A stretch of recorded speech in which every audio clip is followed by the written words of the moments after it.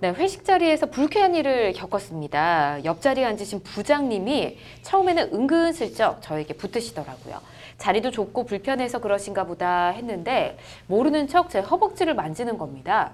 그러면서 제 여자친구에 대해 계속 캐물으시고 밤은 어떠냐 물으시는데 같은 남자여서 기분 나쁘다고 표현도 못하고 웃어 넘기기만 했네요. 부장님을 직장 내 성희롱으로 고소할 수 있을까요? 라고 보내주셨습니다.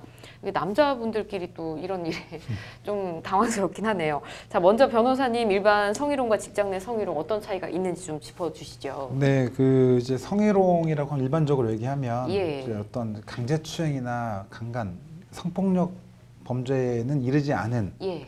이제 말이나 행동을 통해서 상대방에게 성적 수치심이나 네.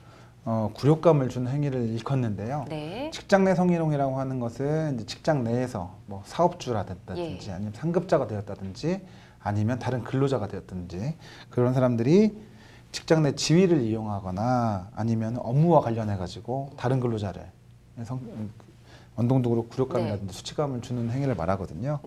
그렇기 때문에 약간 차이가 있다고 볼 수 있겠지만 우리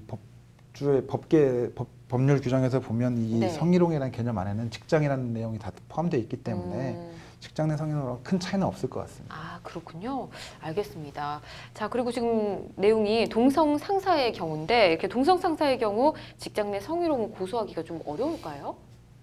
뭐 그렇지는 않은데요. 예. 그러니까 결국에는 성희롱이라는 거는 뭐 양성 간이든 이제 동성 간이든 간에 뭐 성적 굴욕감이나 수치심을 이르게 할 만한 행동이 있었고 실질적으로 그거에 느꼈다고 얘기하는 피해자가 있다라고 한다면 성희롱은 성립을 하겠죠. 근데 이제 결국에는 그거를 듣는 사람 입장에서는 조금 평가는 좀 다르겠죠. 실질적으로 이성 간에 뭐 아까 전에 사안이 허벅지를 만진 거였나요? 근데 뭐 남자들끼리 허벅지를 좀 만졌다라고 하면 뭐 직장 상사가 뭐 후배에 대해서 좀 호의로 그냥 할 수도 있는 거 아니야. 물론 여자라면 근데 그건 누가 봐도 성희롱이잖아요. 근데 이제 남자라면 그런 부분에서 과연 성적 수치심이 일어날까라는 부분에 대해서 같이 판단이 조금씩은 달라질 수는 있겠죠. 근데 뭐 결국에 고소가 하기 어렵다 그런 건 아니고요. 뭐 고소하고 성희롱이 성립하고 고소가 하는 데 있어서 이제 문제는 없겠습니다만 그거를 판단하는 사람 입장에 따라서 결과는 뭐 동성이랑 이성 사이의 차이는 분명히 좀 있지 않을까라는 생각이 듭니다. 결과는 판단하는 사람에 따라서 어떻게 될지는 잘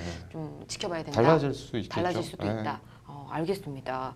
자, 이럴 수도 있죠. 동성 상사의 성희롱 사실을 뭐 직원들에게 얘기를 한다든지 할 경우에 명예훼손이 될 수도 있을지 궁금해지네요, 배 변호사님. 네, 그 이제 일단 이런 성희롱을 당한 피해자는 사업주에게 고충 신고를 할 수 있는 권리가 있거든요. 법에 따르면. 그렇기 때문에 사업주에게 알려서 이런 일이 피해 사실을 신고하는 거, 고충 처리를 신고하고 그에 대한 처벌을 요구하거나 징계를 요구하는 것은 명예훼손에 해당하지 않을 것 같고요.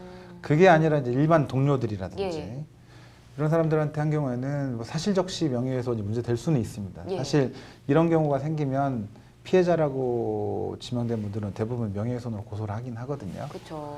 그래서 이제 명예훼손죄도 두 가지가 있어요. 사실적시하고 허위사실적시가 있는데 이게 만약에 사실적시에 해당하고 그게 오로지 진실된 사실로서 공익적인 목적이 있다라고 한다면 위법성이 조각되거든요. 그렇기 때문에 처벌되지 않습니다. 그래서 실제로 대법원 판례 중에서도 처벌을 하지 않는 사례들도 있거든요. 그래서 아마 이거는 케이스 바이 케이스로 보셔야 될 것 같고 된다 안 된다라고는 이리적으로 말씀드리기 좀 어려울 것 같습니다. 그렇군요.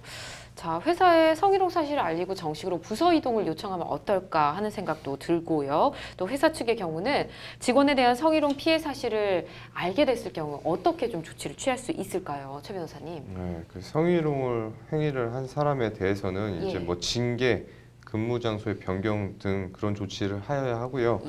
이제 또 성희롱 발생 사실을 신고한 근로자가 뭐 이걸 이유로 해서 불이익을 겪는 경우가 종종 있었다고 해요. 그래서 회사 측에서는 어차피 조직이고 이제 상급자에 대해서 뭔가 어쨌든 징계를 내리기에 앞서서 오히려 성희롱을 신고한 사람한테 이제 왜 그런 걸로 하느냐, 그게 무슨 성희롱이냐, 오히려 신고를 한 사람한테 불이익을 주는 그런 경우가 과거에 좀 있었다라고 해가지고 요즘에 그런 것들이 좀 바뀌었거든요.